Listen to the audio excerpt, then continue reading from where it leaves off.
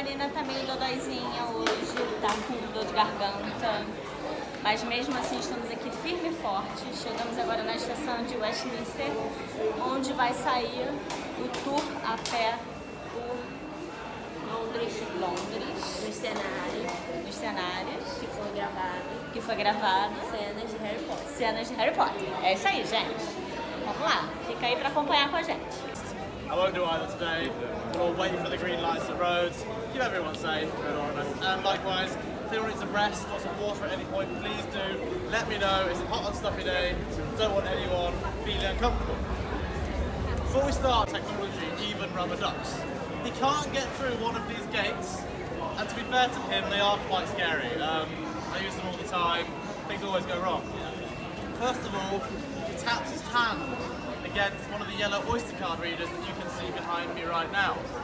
Even though it's magic, that doesn't work, because muggles are very good at forcing people to pay for the London Underground. Even if you're a wizard, you're not going to get on for free. It's wizard-proof, that thing. That means Harry has to take a pink daily travel card, which some of you may have, and he puts it into the...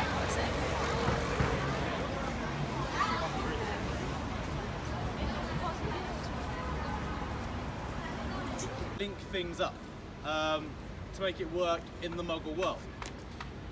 And things in Harry Potter really do kind of link up to our world in unexpected ways, which is why we can follow the exact route that Harry and Mr. Weasley are taking. They've walked through that tunnel, now they're walking down, there used to be a big white hall on it, it's genius, and they're heading towards the entrance to the Ministry of Magic, which is somewhere over there. We'll go there in a minute. But it's quite a good place to have the Ministry of Magic, especially for the film, because over there, in their Polyjuice Potion disguises, and they're entering this toilet, helpfully marked out by a gentleman's sign.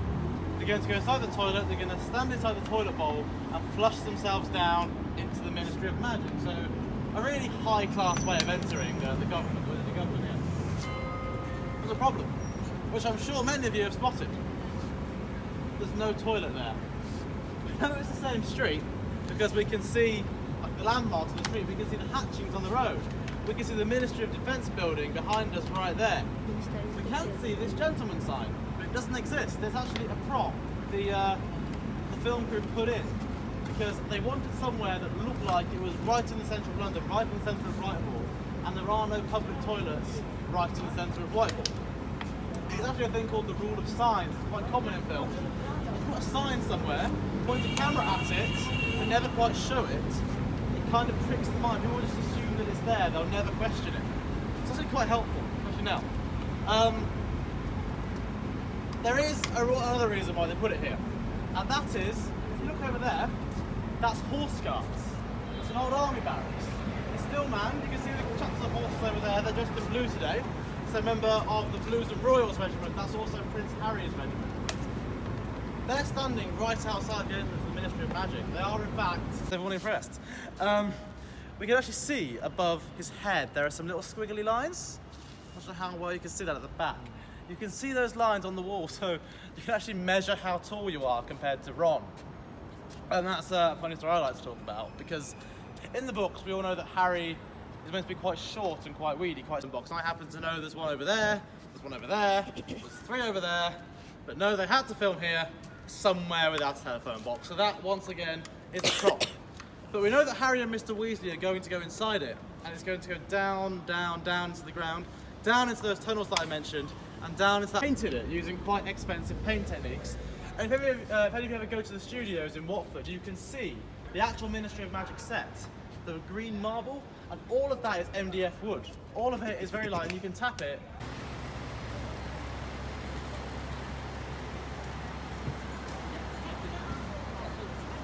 E aí, tá gostando? Muito maneiro, bem legal. Legal, né? Ele vai passando e vai explicando tudo. Ele tem um caderninho com as fotos das coisas que realmente foram gravadas no local que ele está mostrando no momento. Bem maneiro.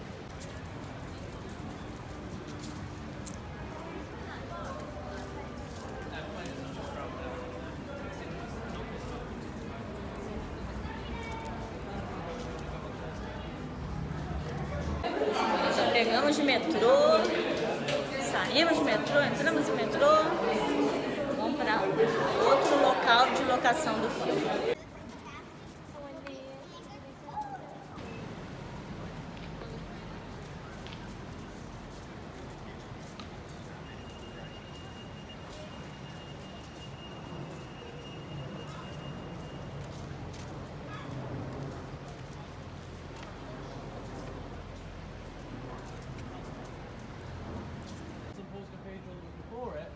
Burned down in 1666 after the Great Fire of London. The one that preceded it was actually much bigger than this one, which I don't tell you on the tour, but it was made of wood, and wood has a habit of catching fire sometimes. Unfortunately that did, so it burned. Finished in 1710, but sadly Wren never lived to see the cathedral finished. When he died though, his office was preserved, and his office is right there, at the top of that clock tower. You can see it's better in the winter when the trees are kind enough to lose all their leaves. Trees are very mean, so in the summer they have leaves on them and they laugh at us because I have to point at that clock tower and say, look through the leaves. If you ever go into St Paul's, after you've gone past the security gate, which is just there, and before you buy tickets, you can poke your head into a door on the right, and that is where you will see this staircase. So this staircase was used in 2 Harry Potter films. In Harry Potter and the Prisoner of Azkaban, it was the staircase up and down from the divination classroom, and in...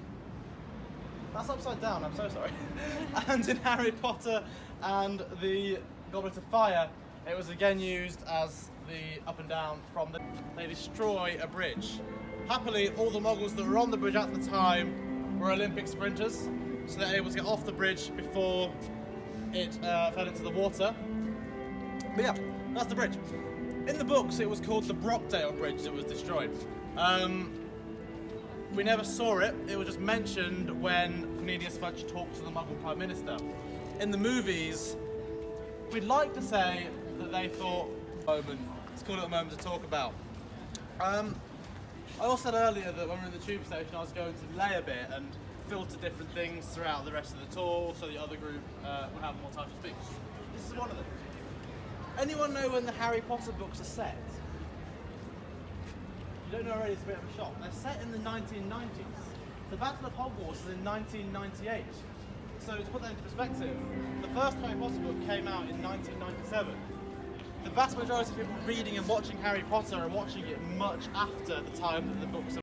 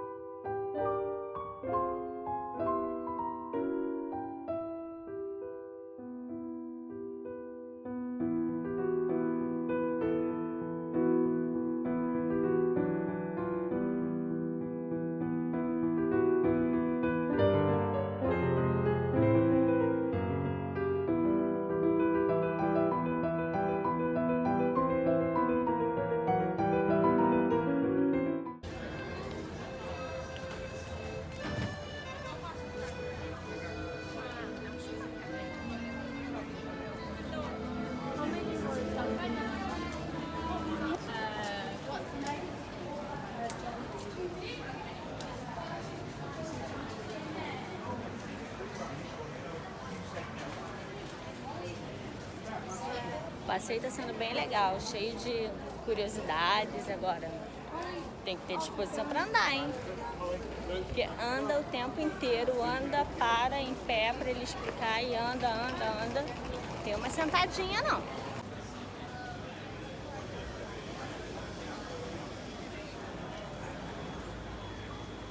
Ah, a gente passou aqui, ó, 2 vezes. No ônibus de turismo e no ônibus.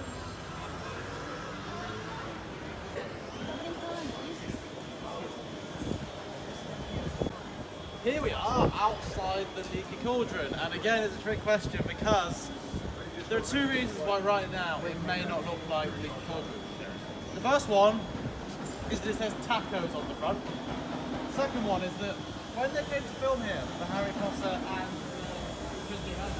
that was perfect kind of the look that they wanted in the rain, because if you remember, Harry's just left Privet Drive. And it's quite a tense moment. Sirius Black is out there somewhere as a big fluffy dog. And said big fluffy dog is supposedly hunting Harry, so it's quite a tense moment. And over to London Bridge. So Harry is watching a train come into London Bridge, which is the station just over there.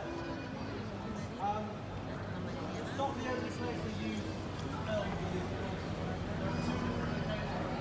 they are very different. So the last one we'll tour will be seeing other locations. So I'll talk a bit more about it then. For now we can also talk about, well, here we are at kind of a half stop. It's not a full stop. Have this bit at the start, where Mad-Eye Moody flies everyone from Privet Drive over London and to Grimmauld Place.